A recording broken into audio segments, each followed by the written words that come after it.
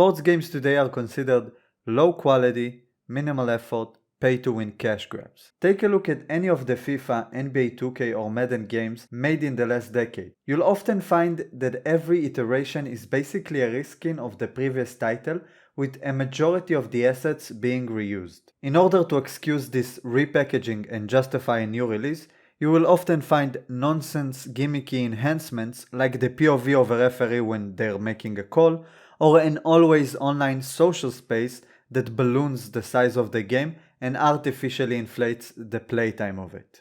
It's very easy to blame microtransactions and the pay-to-win nature of the game, but that's the low-hanging fruit. I actually think it's online multiplayer that killed sports games, and if you watch till the end, you'll know why.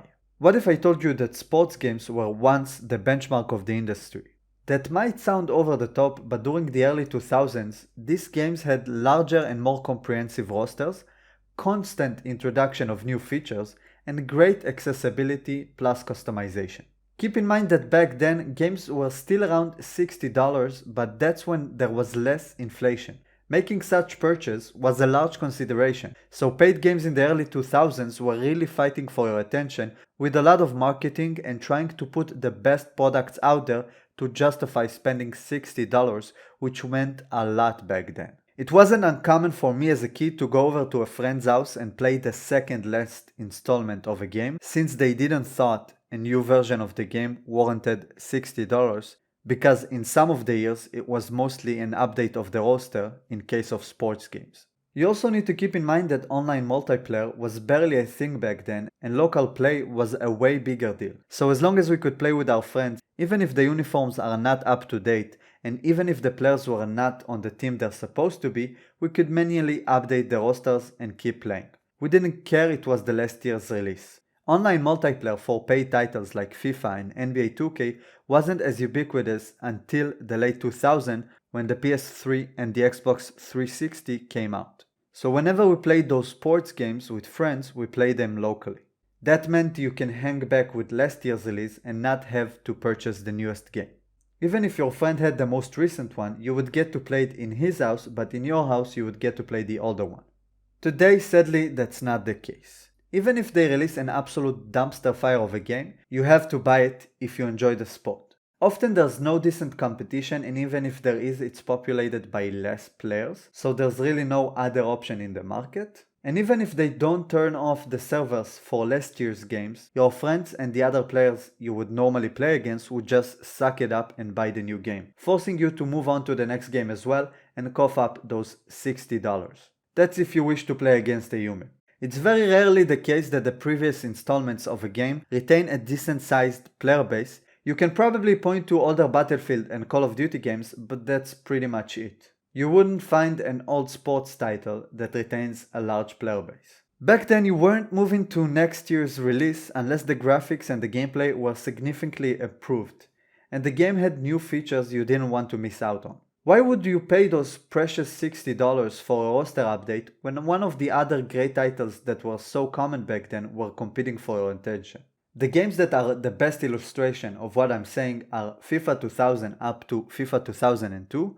Those games had official Hebrew translation with Hebrew commentary and the Israeli League. Those features only speak to a demographic of maybe 10 million people who spoke Hebrew back then, and out of them probably only 3 million would follow the Israeli Football League.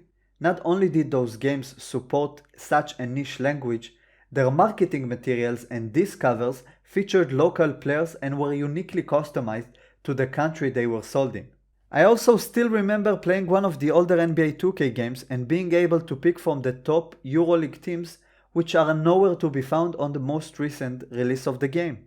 Instead of getting a more comprehensive roster, we usually get the WNBA, and in the case of FIFA or EAFC, the women's teams. Despite the women rosters supposedly serving 50% of the population who are women, it actually serves no one, since women's sport like the WNBA is mostly watched by men and not a lot of them. It's just a low effort way for them to win social brownie points without actual representation.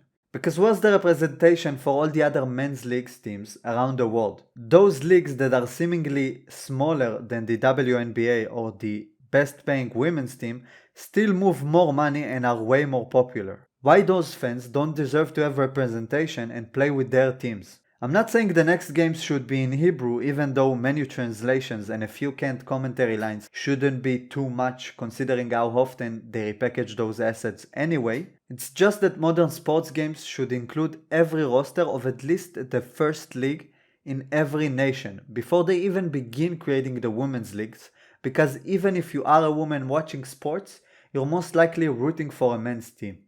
So despite the microtransaction taking away from the experience, it's the human aspect of the game that moves to the next release without you if you don't strictly play offline.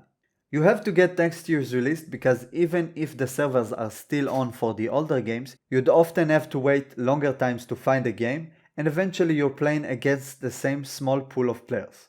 It's online multiplayer that replaced local play against friends and human opponents.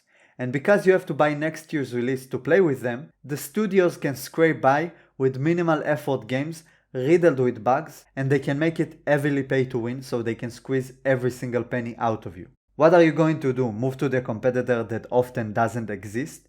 And even if it does, do you really want to play against less players in a smaller communities? This is also why the answer to the question Xbox versus PlayStation or consoles versus PC is always the platform with more players or the platform where most of your friends play. Today it's less relevant with crossplay and console exclusives being less exclusive.